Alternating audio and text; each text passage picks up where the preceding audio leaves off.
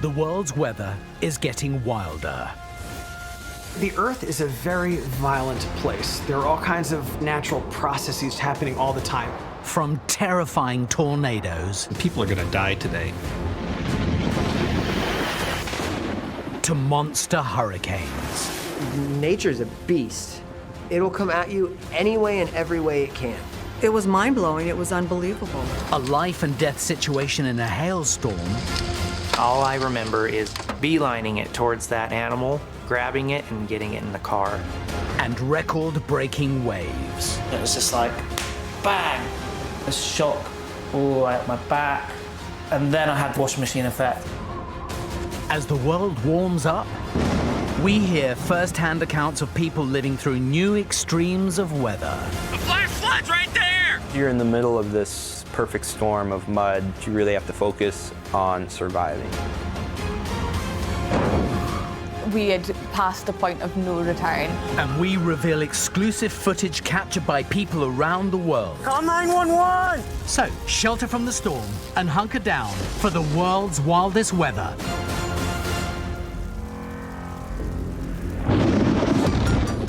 Coming up on World's Wildest Weather. Living through a direct hit from a powerful tornado. It went from calm and serene to total chaos in the snap of a fingers. Oh my God, Starbucks just got blown over. And an amazing escape from an Alpine avalanche. I told myself, okay, now you might die. But first, Hurricane Matthew brings record floods to southern states in America. Yeah, rescue squads out here. This is not a creek. This is a street that I drive down every day.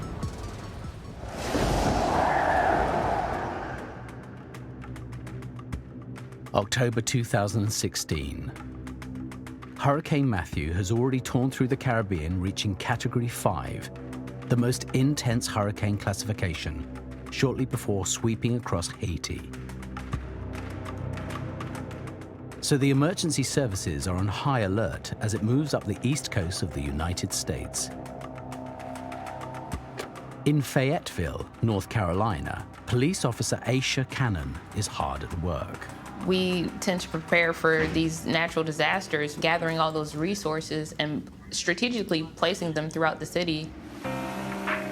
But when Matthew makes landfall in the US on the 8th of October, after traveling more than 1,000 miles, it has diminished to a Category 1 strength.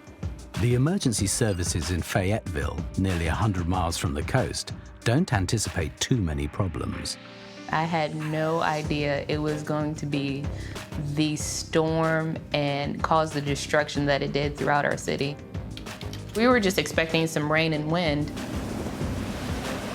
But as Matthew hits the coast, a cold front over the land drags much of the water from the hurricane further inland than usual. Now you have not just Matthew, but a strong frontal boundary that's come into play, and that's going to transpose most of the moisture and energy that's associated with Matthew inland where this trough is. And that's going to serve as the trigger for the heaviest rainfall, and it's inland. It's not happening along the coast. We're talking 50, 100 miles inland because that's where the cold front is. So on the morning of the 8th of October, Aisha wakes up to discover that more than 2 inches of rain an hour are falling on her local patch. On my way into work, I could see the roadways that were starting to flood that I've never seen flood before. And about 10 a.m., we started to realize, okay, this rain is much more than the city of Fayetteville's able to handle. Just a few hours later, there are people stranded in homes and cars all over the city. We got vehicles under water right now. For their own safety, the police patrol the streets in one of their special emergency rescue vehicles. Our Rescue 2 vehicle is actually a military vehicle. So the tires come up to my chest. They can take on 4 to 5 feet of water without issues. So that would allow us to make sure that nobody's stuck inside those vehicles that were stalled out from those high flood waters. Officer Cannon sets off in the armored truck to protect and serve the citizens of an inundated Fayetteville. We're pulling a tree out of the roadway right now in a police rescue vehicle.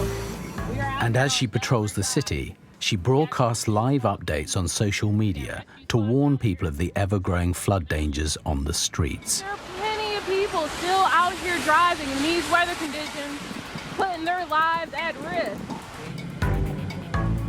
One of the things I just remember seeing is cars just floating. You just kind of see them moving with the current. Look at this car, it's floating. And you're like, this is not a creek.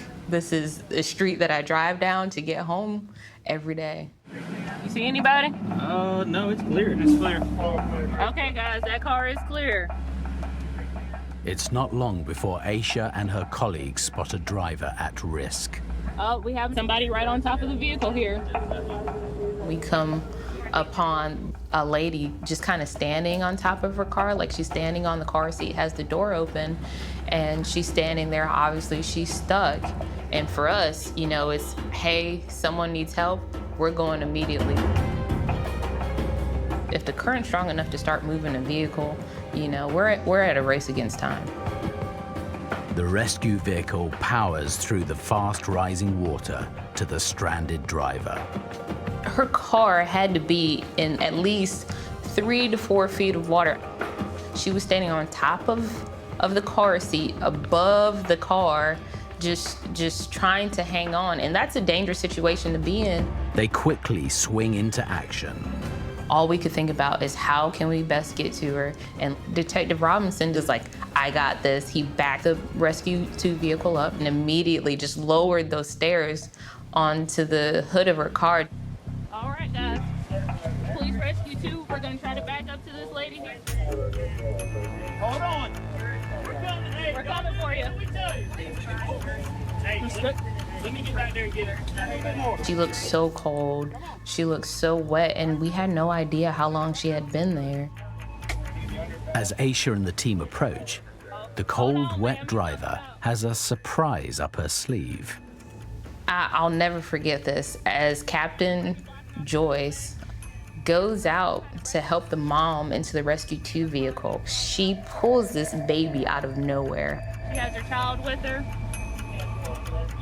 And everybody's just like, where did this baby come from? Oh, come on, sweetie.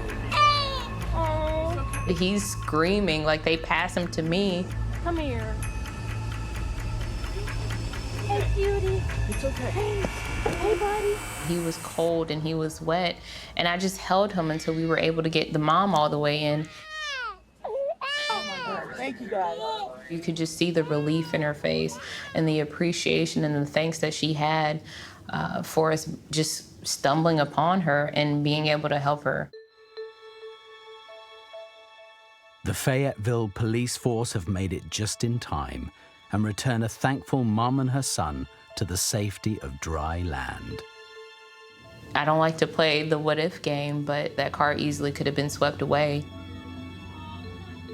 It makes me feel proud that I was able to be a part of that and actually impact someone's life.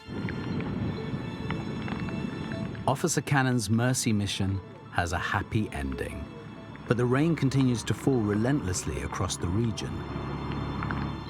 The flooding escalates, leaving more vulnerable people in dire situations and requiring more remarkable rescues by the authorities.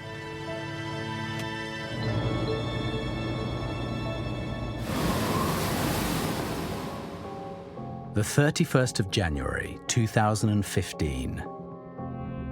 The French Alps. Dennis Corbett and Colin Gomez are students in their early 20s from the Lausanne area of Switzerland. The experienced off-piste skiers have been based near the popular ski resort of Châtel for a week. But there has been heavy snowfall and high winds. I've never seen that much snow in the Alps. Like, it was just pouring every day.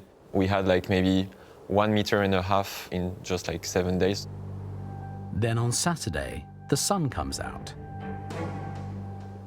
With no clouds, perfect sunny day, and so we know that we would like to go out, but we have to be really cautious and we have to take into account the risks.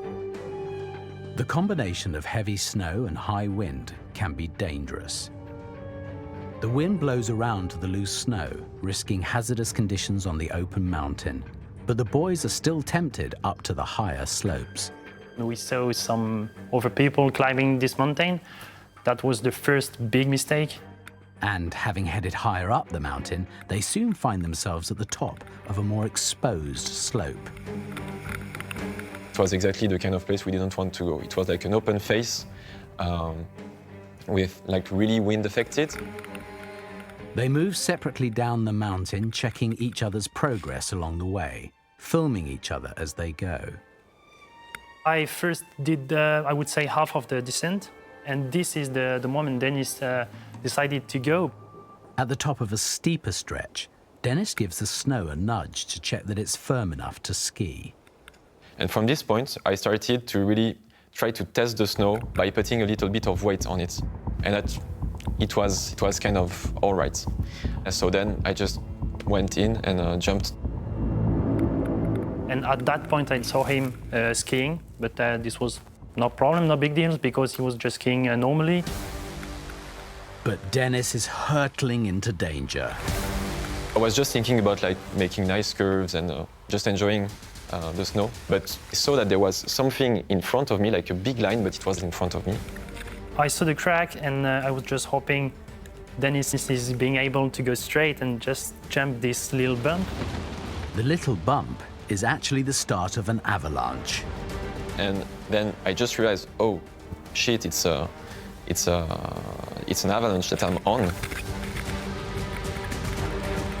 And then when I'm on it, it's too late. It was really like when you're at the beach and you have like huge waves that are coming to you and you just know that you're gonna get destroyed. Then I saw that he was taken.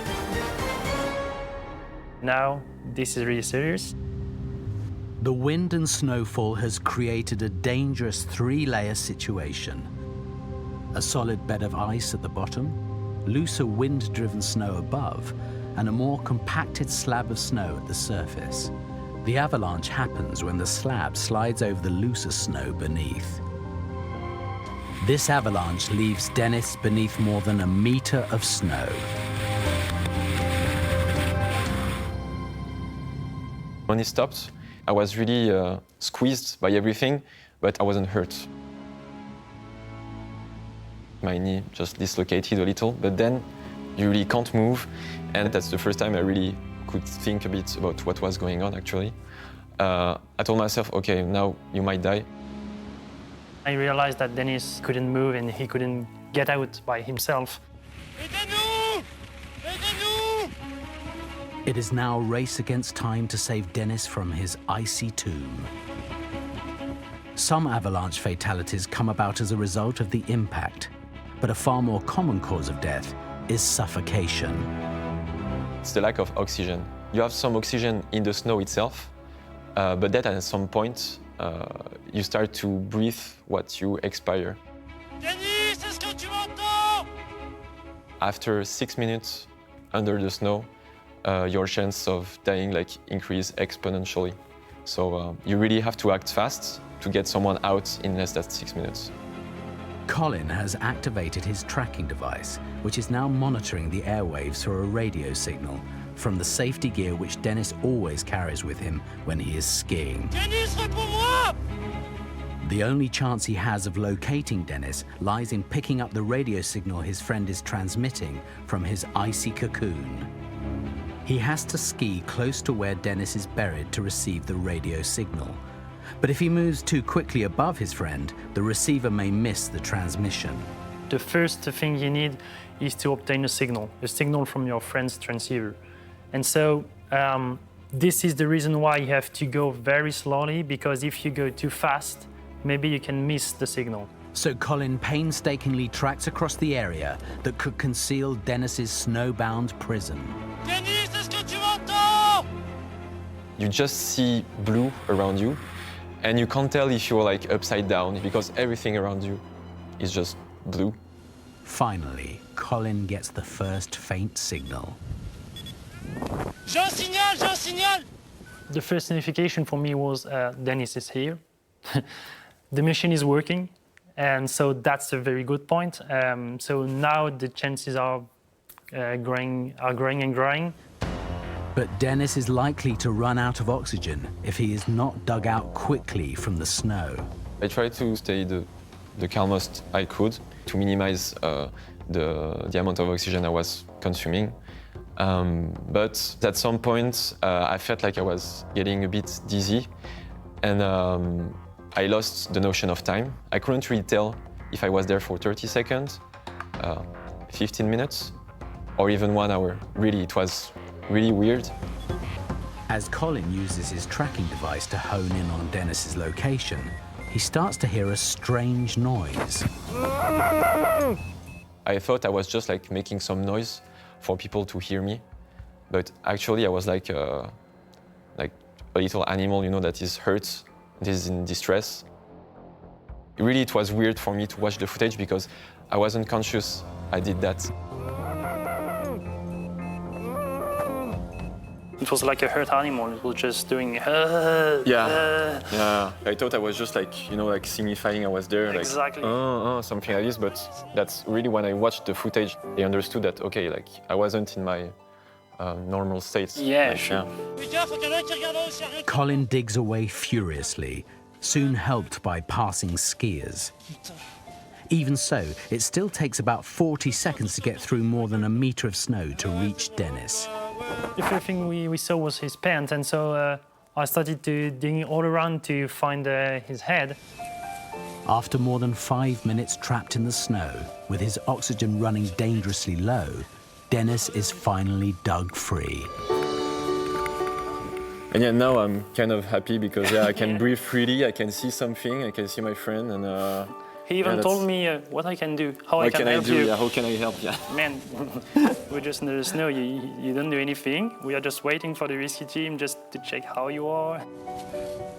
Dennis's only significant injury was a dislocated knee. We made a big mistake at the beginning, but we tried to solve it. At least yes, he solved it the right way. So yeah, thank you, dude. More than 150 people die in avalanches every year.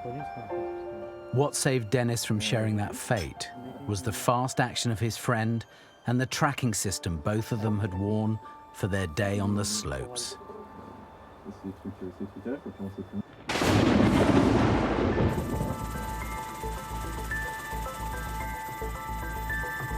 October 2016. Over 15 inches of rain has fallen on some parts of North Carolina in the aftermath of Hurricane Matthew. After a day of widespread flooding and dramatic rescues in the city of Fayetteville, filmmaker Quavas Hart decides to head out with his drone and document the dramatic impact of this historic storm. I film a lot of things. I'm always somewhere trying to get shots in my drone. That morning, I basically had gas in my vehicle and 2 fully charged drone batteries, so I wanted to just go out around the city to get as much footage as I could.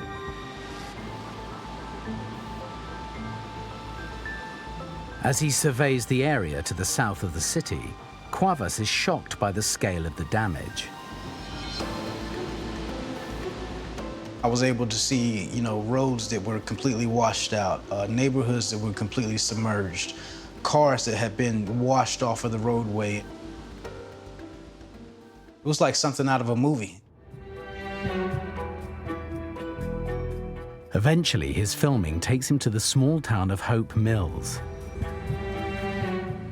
I came across this little portion of the neighborhood that was completely submerged. You know, there were 6 or 7 houses in a cul-de-sac that were all underwater up to the 2nd floor. I think this is like actually where I was standing at, and all this was water, and the water came up to about right here at this intersection. So I deployed my drone and took a picture and just loaded it up to my Instagram and Twitter. So this is the actual picture that I uploaded to the internet. I wanted people to get an image of what we were going through here in this area. Just minutes after posting the image, Cuevas receives a worrying message. Some guy hit me back on Twitter. He just randomly came across my picture on the internet, and he said, his brother was trapped in that house with his dog. It can't swim because it's old, and they've been trapped in this house for 14 hours. The Federal Emergency Management Agency has over 1,300 workers in North Carolina helping people at risk in the storm. Firefighter Craig Mignon is covering the Hope Mills area. To be able to get into that neighborhood, we were going to have to kind of plot it out through where the floodwater was and navigate the floodwater through some of the creeks that had flooded to get into that neighborhood. So it was a pretty rough trip to get to where we were going, just working through all that dense brush. Back on dry land, Cuevas gets his drone up over the neighborhood again to identify the man in peril. His brother was sending me messages and saying he's gonna walk to the window and try to wave you down. And as I was pulling back, so I could see all the houses in my viewfinder, I see this guy poke his head out of this house, and I look at him physically. I'm like, yo, he's right there. So I'm like, this is real. By now, Craig and his team have navigated into the neighborhood. They are spotted by Cuevas. I was, pulled back trying to get a long shot of the area. I could see a boat off in the distance. We were calling out for anybody in that area, making a lot of noise, calling out that we were search and rescue in the area. My partner, Grant, that was driving the boat, said, hey, don't freak out, but over your right shoulder, there's a drone flying right over top of the boat, and he's videotaping everything we're doing right now. I immediately flew the drone over there, distracted these guys, and they could see us kind of standing off on the shoreline and, yelling at them at the same time. So I kind of lured them up to the house. It doesn't take long for the rescue squad to reach the stranded Hope Mills resident. He had gone up to the second floor of his house and had met us at a second floor window looking out onto the street. So, pulled the boat basically right up onto his front porch, opened the front door and stepped out of the boat into about 4 feet of water, waded into his house and met him at the stairs. He told us that he wasn't sure about going because he wanted to be able to take his dog, and we let him know that we'd be more than happy to take his dog as well. They float back from the door and they started coming to the shoreline. And at that point, I'm just, looking in my viewfinder, like, wow, I actually captured this whole event on film. That's what I was trying to do that day, just go out and get some footage. And I happened to save someone's life. It's a humbling situation.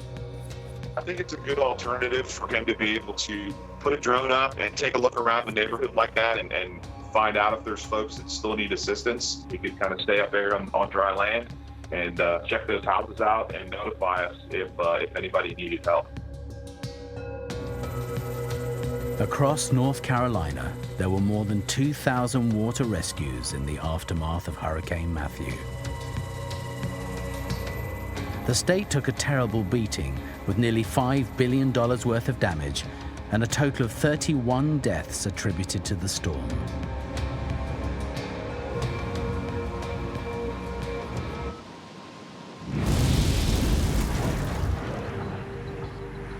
The 24th of August, 2016. Indiana, the United States of America. It seems like a typical summer day in the small Midwestern city of Kokomo. At Chili's Bar and Grill, close to the mall on the edge of town, Brandon Mobley is working on the air conditioning unit. The weather on the day of the tornado was pleasant. It was sunny, just a few clouds, but not enough to even cast shade. It was just a beautiful, normal day, and you'd never even thought that severe weather was anywhere near or approaching.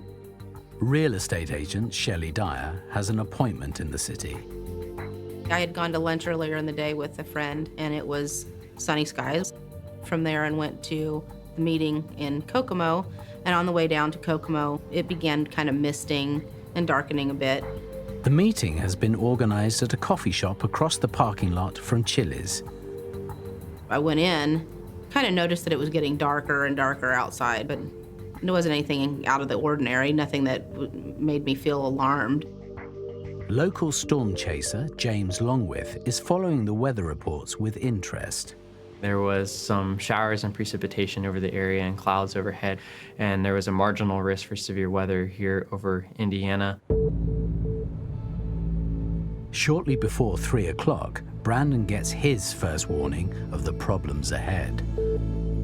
I received an alert on my cell phone from the local weather station, alerting me that there potentially could be tornadoes in my area. I did not take it seriously because the sky was pretty much clear, and I actually thought it was a mistake. But just 15 minutes later, storm clouds are gathering over Indiana. Shelley's meeting continues despite a growing commotion in the coffee shop.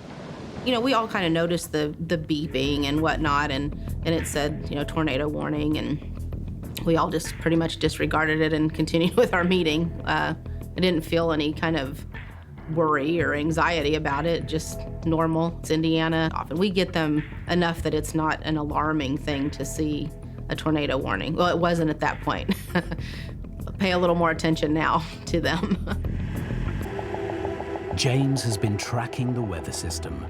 He sees signs of a major storm powering towards Kokomo. I grabbed my camera gear and my laptop, and I got it set up in my car. I was getting ready to go out and start filming. Back at Chili's, Brandon suddenly realizes the storm is very close, and he is directly in the line of fire. When I looked straight up above me in the sky, and there were debris literally flying hundreds of feet above me, and it just brought flashbacks to movies, and went inside to seek shelter. In the coffee shop next door, the manager, Angel, kicks off the emergency drill. He came up to us and said, we need to go to the bathroom for safety. The sky when the tornado was approaching was gray and eerie, and there was trash and debris just flying everywhere. It was pretty chaotic. Hunkering down in the bathroom, Shelley can't see the tornado, but she can hear it. The first thing that I heard as the tornado approached was debris hitting the side of the building. It became very real at that point. It was very hushed in there. You could have heard a pin drop. Brandon is now sheltering inside the nearby Chili's, filming the impact of winds of over 150 miles an hour on his city. I was just taken aback by the view of the tornado. I mean, it was huge. It was a big, massive thing. Within a matter of seconds, the power was out. There was debris flying outside. Anything movable was blowing away from the tornado. It went from calm and serene to total chaos and the snap of the fingers. Couldn't see anything. It was a bathroom. We were all just kind of trying to listen for what was happening. It sounded like things were blowing around in the dining room, and then there was a crash. Oh my God, Starbucks just got blown over. The full force of the tornado smashes through the coffee shop. It was almost like it was a house made of paper, and the big bad wolf blew, and it just blew over. The top came up, lifted straight up, and then fell over. The walls crashed down. It literally just pushed over. And it was terrifying. I didn't know if Chili's was going to be next. The EF3 force tornado is pummeling a wrecked and ruined Starbucks building with winds of 150 miles per hour. And a terrified Shelley Dyer is trapped in the wreckage of the coffee shop as the storm rages above her.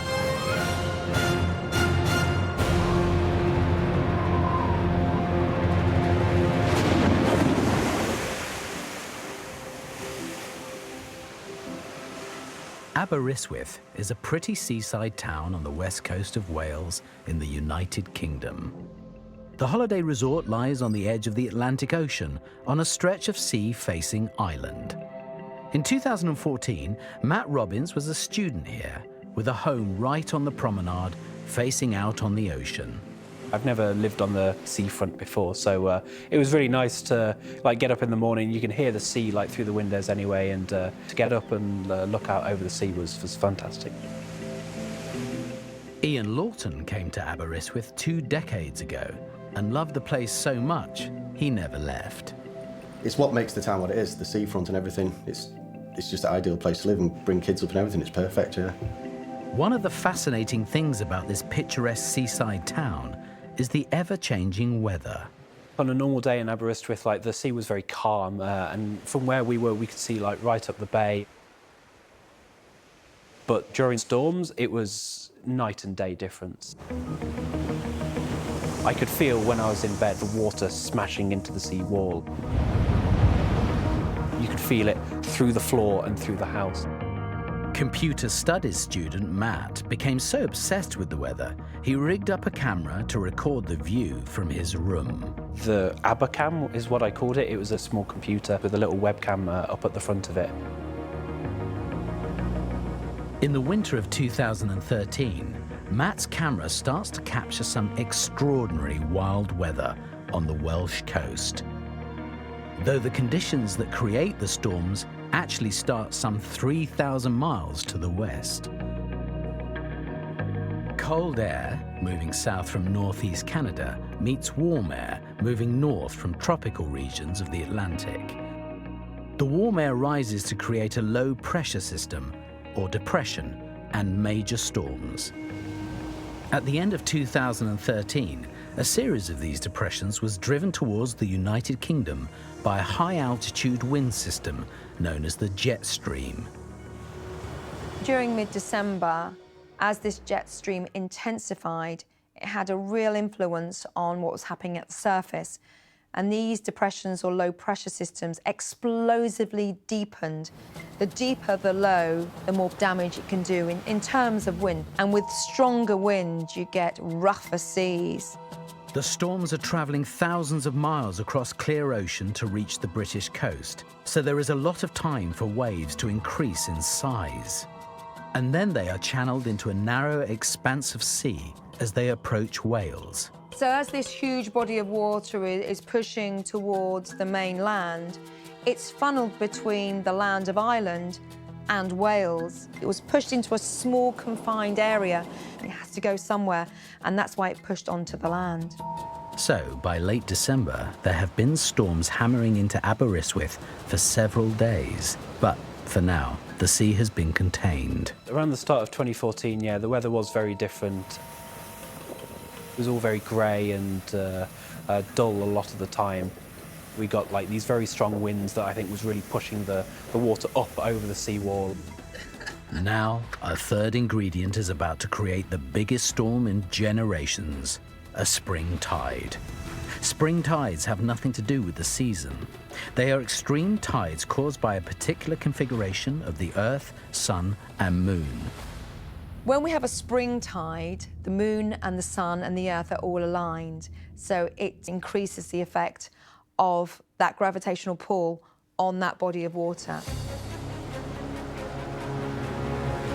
On January the 3rd, 2014, Aberystwyth faces the combination of a spring tide and a major weather system blowing across the Atlantic. People were saying that there was a big storm coming across from America and it was going to be high winds coinciding with a high tide and a full moon, and everything sort of comes together at once. The waves started quite early on January the 3rd, and they started coming up over the sea wall, over the barriers. The Royal National Lifeboat Institution are on red alert. It was extreme. It's something that I haven't experienced in my whole life of living in Aberystwyth. We'd never seen anything like this before, never the volume of water flooding across the promenade towards our house.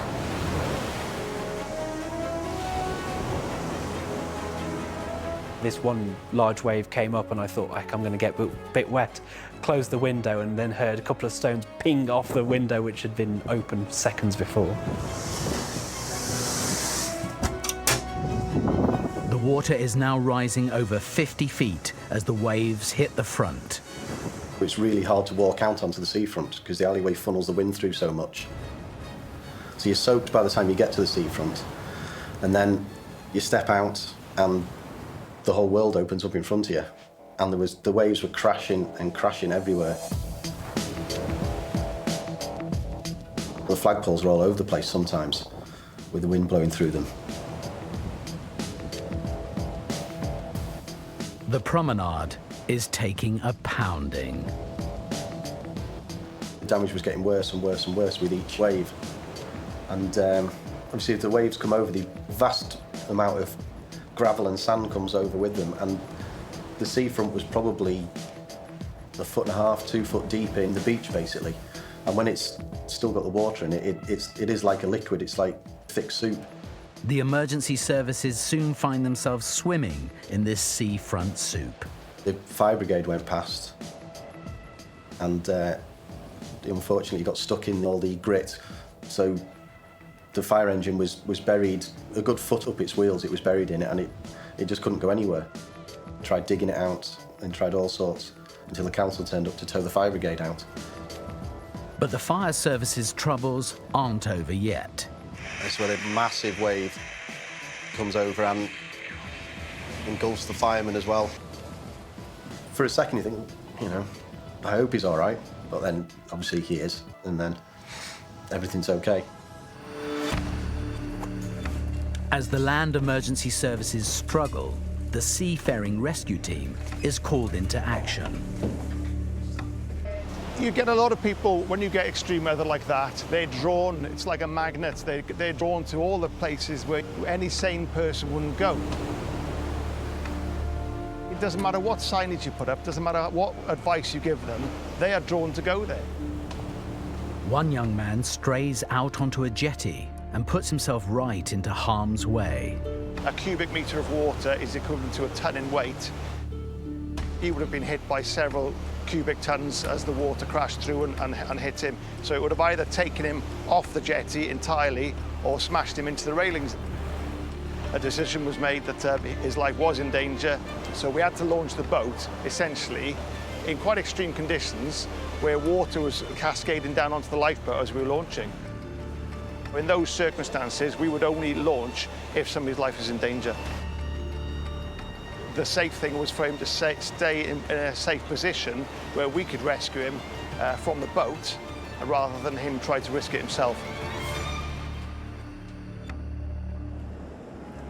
Finally, the storm dies down, leaving a battered and bruised Aberystwyth in its wake. We went and had a look along the front, and it was crazy the amount of stones and rubble that had come up onto the promenade. We saw cars that had been moved, which I never thought was possible. The Victorian shelter collapsed into the sea as well, and that completely disappeared. I've lived here all my life, and I've never experienced anything like that in my time. The forces of nature are something you can't really get your head around until something like this happens. The storm caused more than £1 million of damage to the town. The promenade has now been rebuilt, and multi-million-pound sea defences are planned. But some locals remain sceptical. You keep coming up with new ideas of ways to hold the sea back, but if it wants to come over, it comes over. There is no stopping it, basically. August 2016. A tornado with winds in excess of 150 miles per hour has swept through the Indiana city of Kokomo, destroying a coffee shop. Oh my God, Starbucks just got blown over. Shelley Dyer has survived the impact, but is trapped in the wreckage with more than 20 other people. At that point, I felt like I was in danger. It felt like, almost like when you're in a car accident and you can see it happening, but you can't really do anything about it. But we couldn't even see anything, so it was just listening. Brandon Mobley is over the road in another restaurant, filming the tornado on his phone. The parking lot was full of cars. I knew there were a number of people inside. Oh my God, there's people in there. All you could see is literally Starbucks laying on the ground and no people. It looked really bad. All the noise happened, all the clanking and the debris and whatever, that all happened, and then it was just quiet. And, we kind of all looked around at each other, we're okay. And so then it became, how do we get out of here? Because we couldn't open the door. I called 911, but I knew it would be time before they got there, so I ran out of the building hoping I might be able to help somebody. I didn't know if there were any survivors or not. Looking at the building, you would not think there were any survivors. Brandon rushes over from the restaurant where he has been sheltering to the Starbucks to see if there is anyone left alive. We found the bathroom door still standing upright, and when we beat on the walls and the doors, you can hear the people inside. We heard a voice outside. Now I know it was Brandon, and you could hear the fear in his voice. And he says, "Are you guys okay? Is everybody okay? Is anybody in there?" And we kind of all looked at each other and we're fine. Just get us out of here. And he says, "The whole building fell down. I'm moving bricks. I'm moving blocks." We were able to get the doors up and out away from the debris and pile and the rubble, and allowed to help those people get out of there one by one. They pulled the door out and we climbed out across the blocks. Once I got out of there and I looked at the building, I was shocked. I couldn't believe that it's completely demolished, but the 2 bathrooms were standing. The only 2 things standing were those 2 bathrooms. It felt like a miracle that we survived that. It didn't look like anybody would survive that. Nobody even had a scratch. We all mulled around in the parking lot because what do you do? And then I got in the car and drove off. I mean, it was crazy. Just a few miles away, James films the same extreme weather system as it roars across the Indiana countryside. Then, he too has his own terrifying close encounter with a tornado. The tornado began to touch down in front of us on this road, so we just kind of stayed in our car and hoped for the best. We were very, very near that tornado. Our ears were popping from the pressure drop. My fiance was in the car, and you could hear her yelling at me to back up. James, back up! You could hear the debris of the tree limbs and branches hitting the side of the car. We were running over them. At one point, a realtor sign started getting hurled towards us as we were backing up. And at one moment, there was a trampoline that went over someone's fence and was rolling alongside our car. I got this tornado coming right on towards me. I don't know how strong it is, how big it's gonna become. So I was definitely scared.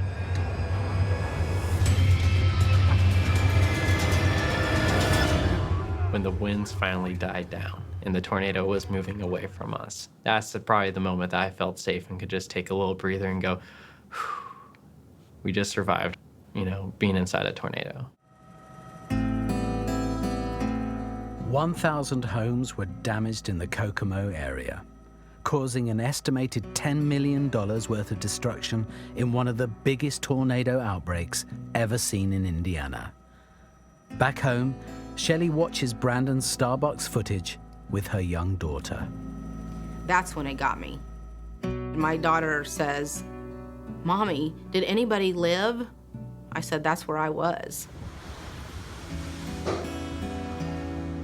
When she said that, I thought, oh my gosh. I mean, we really were lucky. That footage is terrifying to me. It's unbelievable. I think I've just learned that Mother Nature is something that you need to respect.